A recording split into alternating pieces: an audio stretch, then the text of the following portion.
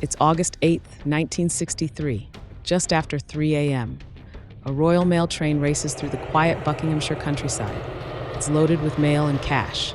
Normally, the figure would be around 300,000, but thanks to a bank holiday weekend in Scotland, a significantly higher figure is being transported. Tonight, that fortune will vanish. Ultimately, the thieves made off with almost £2.6 million in cash, the equivalent of around £50 million today. 15 men wait in the shadows, led by mastermind Bruce Reynolds. This isn't just any gang. This is one of the most skilled groups of thieves Britain has ever seen. Their target is the high-value packages carriage.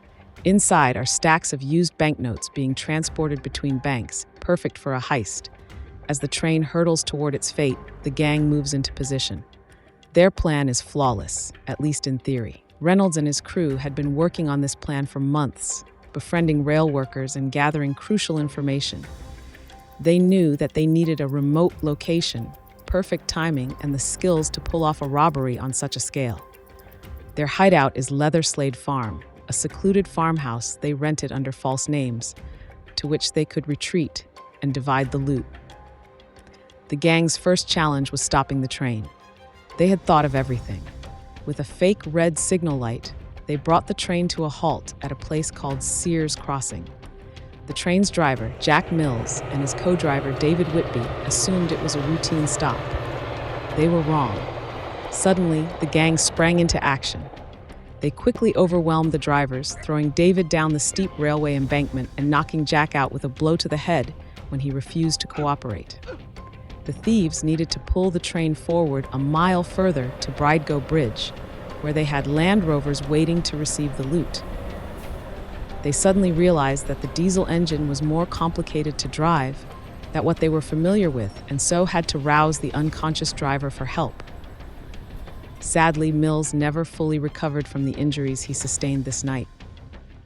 Meanwhile, the gang uncoupled the engine and the first two carriages, separating them from the rest of the train. Inside the second carriage was their prize, the high-value packages. But the clock was ticking. They had to move fast.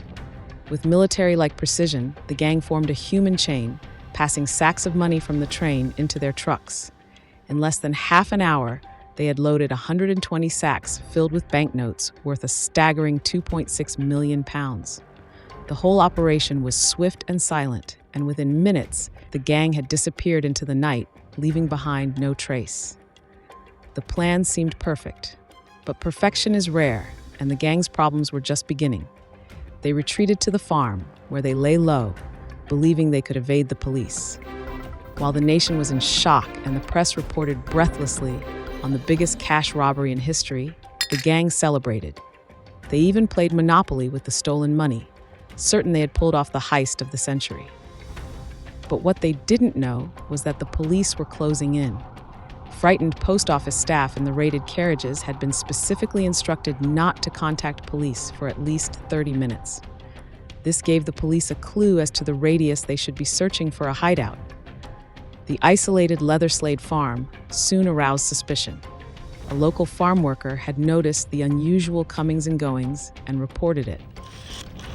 By the time the police raided the hideout, the gang had fled, but they left behind vital evidence, including fingerprints on the Monopoly board and other objects. Within days, arrests followed. Bruce Reynolds, Ronnie Biggs, and many others from the gang were rounded up. Biggs later became infamous for his daring escape from prison in 1965, becoming an international fugitive for decades. Despite their capture, the mystery of the heist lingered. The gang had stolen a fortune, but most of the money was never recovered. To this day, what happened to much of the £2.6 million remains one of the greatest mysteries in British criminal history. Some gang members were caught, others disappeared into obscurity. Authorities still wonder if it was an inside job, not least because all three top security trains, one of which should have been on the mail run that night, were suspiciously out of action. The Great Train Robbery made headlines across the world.